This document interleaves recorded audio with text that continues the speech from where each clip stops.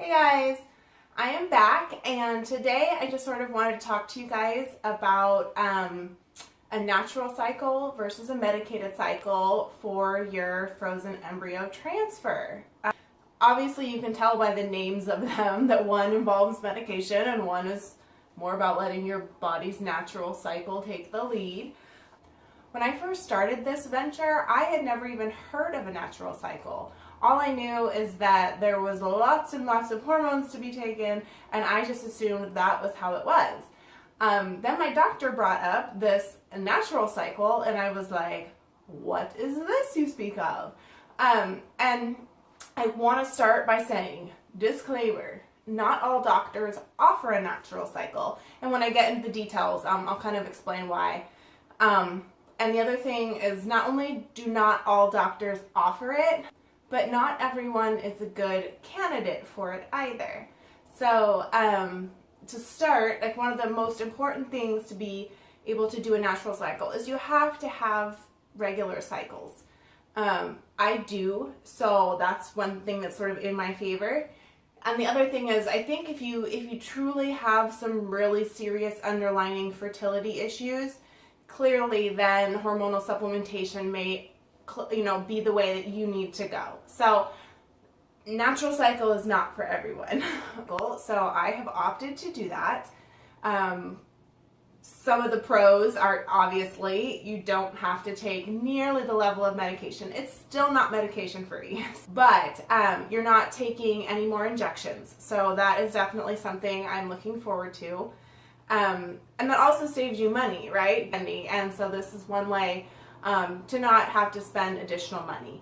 Now the medications I will still have to take through this is I'm still obviously on the baby aspirin and the prenatal, which I've pretty much never stopped taking since the egg retrieval. I think I could have stopped the baby aspirin, I'm not sure, but I've just been taking them the whole time. I figure no harm, no foul. And then there is, I think it's leading up to the transfer, you do take an antibiotic again, and then there is a steroid again. But this is a much shorter time. I think it's only for like 6 days, maybe not even that. So it's a very short cycle of those two oral medications.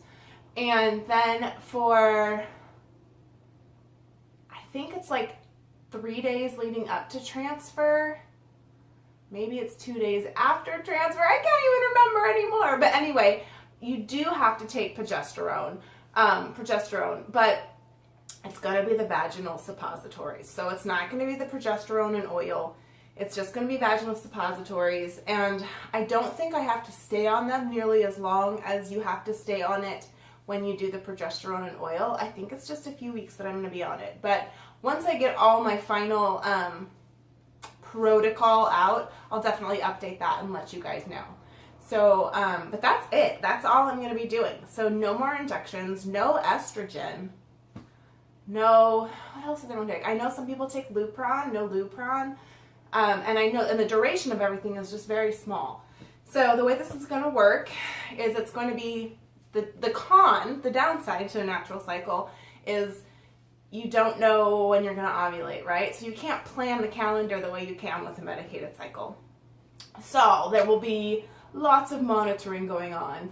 My cycle should start next week, and on day 3 they're going to do another ultrasound and blood work, of course. And then at day 9, I think it is, I have to start doing at-home ovulation kits. On day 11 I go in for another ultrasound to see if there is a lead follicle, which hopefully there will be. And then we'll start monitoring the size of that. And then it's going to pretty much be like a series of, it could be a varying length of time until ovulation. So I'm going to be doing these ovulation kits every day, and I'll be going in for ultrasounds. I assume it'll be every other day like it was leading up to egg retrieval. I don't know, we'll see.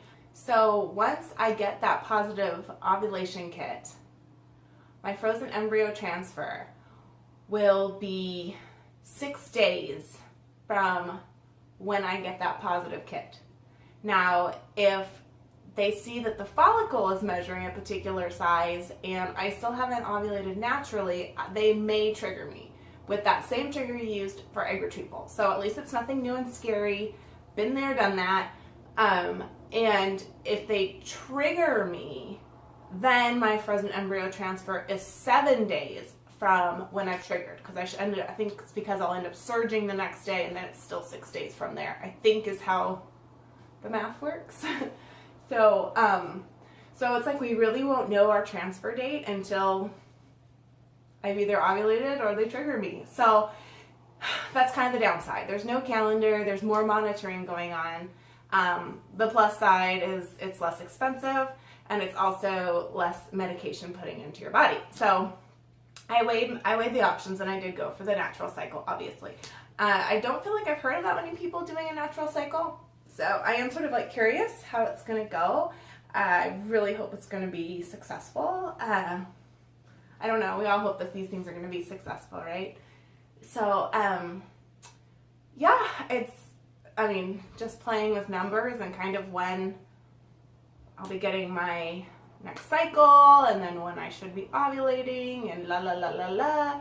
We're definitely still looking at between 3 or 4 weeks from now. So it's still got a little time to wait, and I have to admit, it's been so nice to sort of have none of this going on for a little bit. You know, I feel like everything leading up to the egg retrieval was just crazy, and there's so much monitoring, and I don't know, you're constantly checking your calendar, right? And then for this past like month and a half since egg retrieval, and through a chunk of these holidays, it's just been nice to not think about all this, like to just really take a break. So kudos to you ladies out there that go straight into a transfer after egg retrieval, because I don't know how you do it.